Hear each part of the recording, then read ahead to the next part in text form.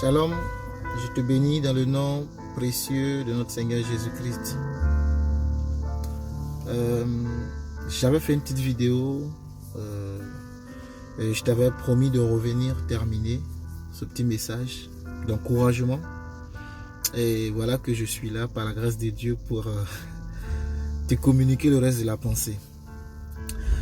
Donc, cette année 2023, il faudra que tu sois résolu, numéro 1, et que tu sois, numéro 2, déterminé. Car la Bible dit, à tes résolutions répondra le succès. Et que c'est Dieu qui permet que tu puisses accomplir les bons projets pour toi. Amen. Et je t'avais dit aussi que la grâce est illimitée, en fait. La grâce a débuté avec Jésus-Christ. Et la grâce est illimitée jusqu'au retour de notre Seigneur Jésus-Christ. Nous vivrons avec lui pour l'éternité.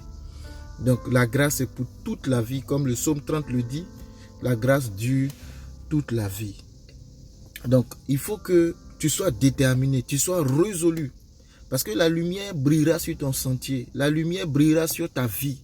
La justice se lèvera pour toi.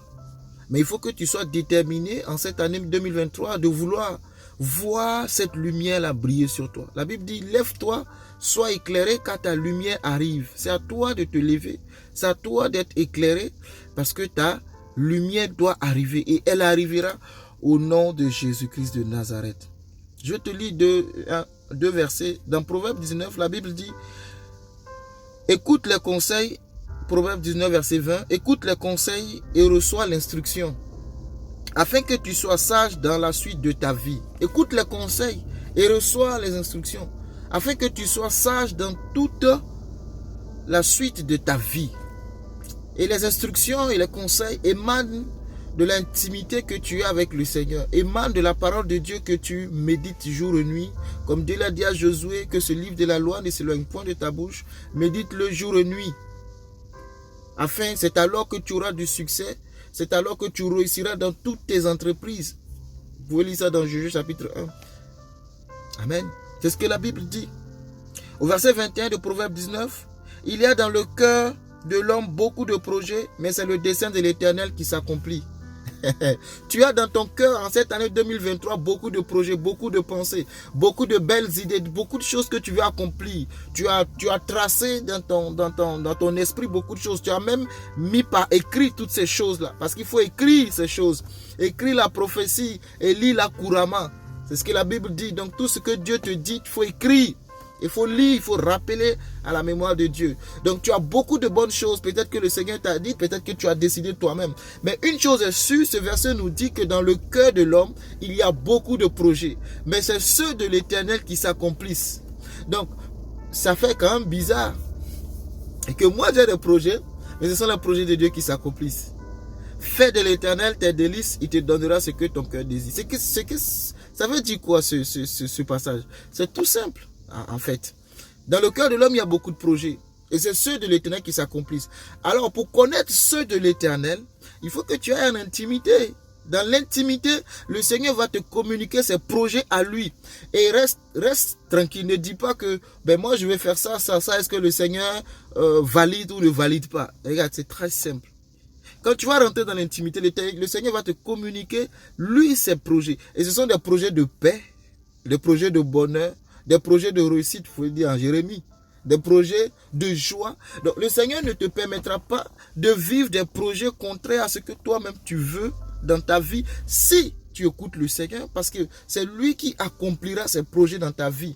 Est-ce que le Seigneur veut que je me marie? Oui, c'est mon projet de me marier. Mais quand tu fais de lui tes délices, quand tu fais de lui la source de ta joie, c'est en ce moment-là qu'il réalise le désir de ton cœur. C'est pas que l'Éternel est contre tes projets, non. Mais l'Éternel va te permettre d'accomplir ces projets si toi tu rentres dans la pensée de l'Éternel. Et l'Éternel va aussi te permettre d'éviter certains projets qui pour toi en apparence sont des projets de vie alors que derrière se trouve la mort. Dieu omniprésent, omnipotent, omniscient, il sait toutes choses à l'avance. Donc faisons-lui confiance et remettons-lui tous nos projets. Et lui saura nous guider dans les bons projets. Tu vois, tu as des meilleurs projets. Mais dans ces meilleurs projets, il peut arriver qu'il y ait des projets qui ne soient pas des projets vitaux pour toi. Donc le Seigneur va sélectionner et il va t'orienter dans des projets de vie te concernant. Amen. Donc il dit, dans le cœur de l'homme, il y a beaucoup de projets, mais c'est ceux de l'Éternel qui s'accomplissent. Ça veut dire que celui qui s'aligne dans la pensée de Dieu reçoit les instructions pour sa vie. Et ce sont des bons projets que l'Éternel donne.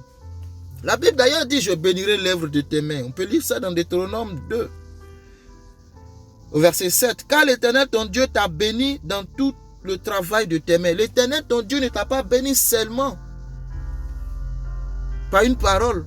La bénédiction de l'Éternel, c'est pas une parole. Mais au-delà de la parole, tu vois s'activer et se concrétiser ce qu'il a dit. L'Éternel t'a béni, c'est dans le passé. C'est pas maintenant que l'Éternel va te bénir. L'Éternel t'a déjà béni depuis même que tu ne sois conçu dans le sein de ta mère.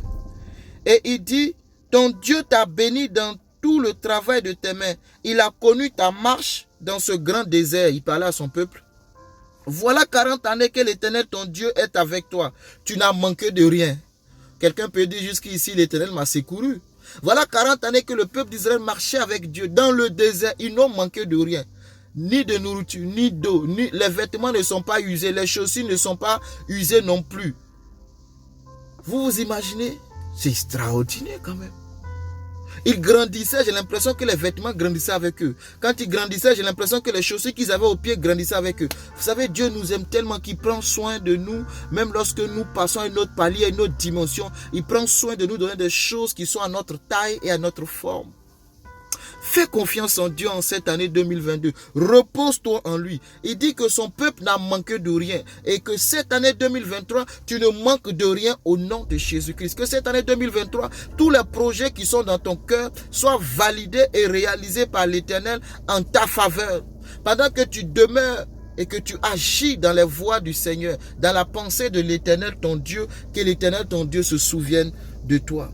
Il a dit à Moïse que, pour terminer, amen, par rapport à ça, l'Éternel parla à Moïse, je suis dans Nombre 6, 22, et dit, parle à Aaron et à ses fils et dit, vous bénirez ainsi les enfants d'Israël, vous leur direz, que l'Éternel te bénisse et qu'il te garde, que l'Éternel fasse lui sa face sur toi et qu'il t'accorde sa grâce, que l'Éternel tourne sa face vers toi et qu'il te donne la paix. C'est ainsi qu'ils mettront mon nom sur les enfants d'Israël et je les bénirai. Et moi aussi, je vais utiliser ces paroles pour te bénir en cette année 2023. Que l'Éternel te bénisse et qu'il te garde. Que l'Éternel tourne vers toi sa face en cette saison 2023. Qu'il te donne la paix. Qu'il t'accorde la grâce. Que l'Éternel te bénisse richement. Tu es comblé au nom de Jésus. Amen.